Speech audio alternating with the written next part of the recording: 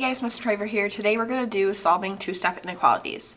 Our learning target is that we can solve two-step linear inequalities with one variable and know how to represent them on a number line. We can isolate the variable and identify greater than and less than, and then we'll know we'll be successful. Let's try the first example. We're going to have 6 of them in this video. So this first one, I have negative 10n plus 6 is less than or equal to negative 74. My goal is to get n by itself isolated, so I need to add the 6, subtract the 6 to get rid of it first. So I'm going to subtract 6 from both sides. 6 would go away. On the left, I just have negative 10n less than or equal to negative 74 minus 6 is equal to negative 80. Next, I need to get rid of this negative 10 by dividing it from both sides. On the left, I'd have n. On the right, I'd have 8, and I need to be careful here. Since I just divided by a negative, I need to switch my sign. So that's important that I recognize that instead of being less than or equal to, it's now going to be greater than or equal to. So that switch happened from here to here because of dividing by a negative. I have n is greater than or equal to 8, and I can graph it. I'll come over here to do so. 8 will be in the middle, and to the left of 8 is 7. To the right of it is 9.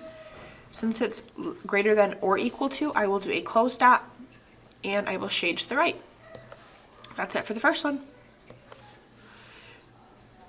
Number 2. We have 52 less than 4 times the quantity p minus 1. Let's first distribute the 4. And I would have 4p minus 4 and 52 on the left. I'm noticing, by the way, right here, there's a different way we could have played this out, and I want to refresh it, but I want to make a point that this was an okay way to start, and this would have been an okay way to finish the problem. I would have had to add 4 and then divide by 4, but that would have been 3 steps, and these notes are about 2-step equations, so let's think of a new way to do this problem. What we could have done instead is get rid of this 4 by dividing both sides by it. If I divide here, it would go away. And if I divide here, it'll work out to be a nice number. 52 divided by 4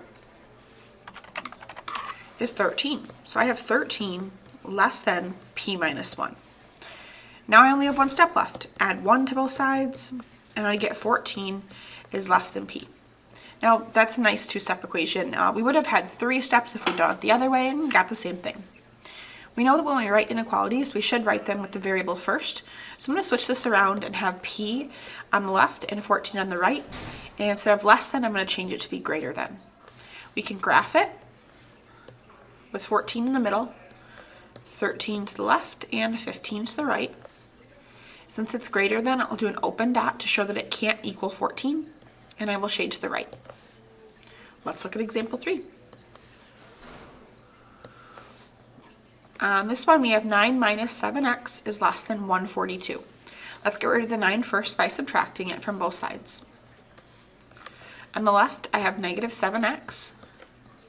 On the right we have 142 minus 9, which is 133.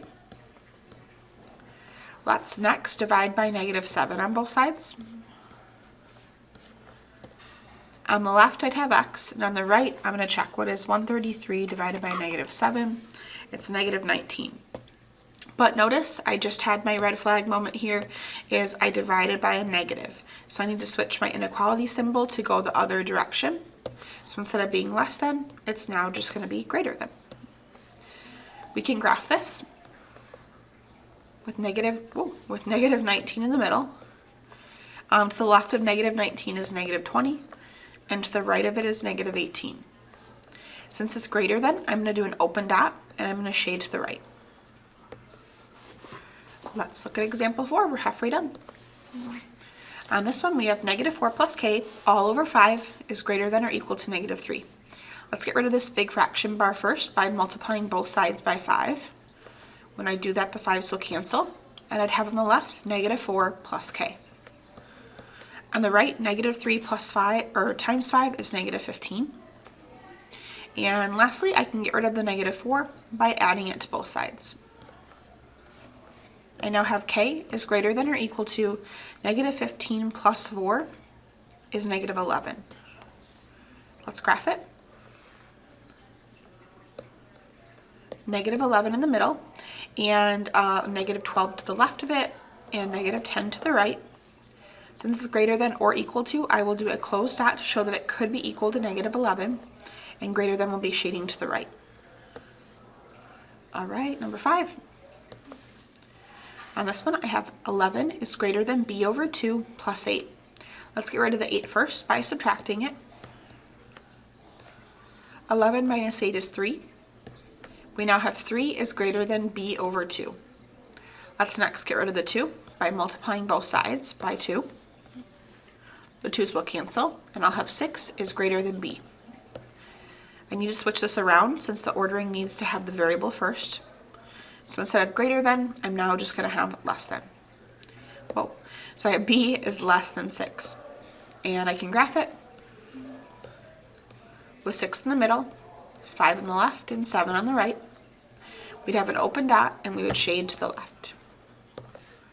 All right, we're on our last problem, number 6. Negative 1 plus 9x is greater than or equal to negative 91.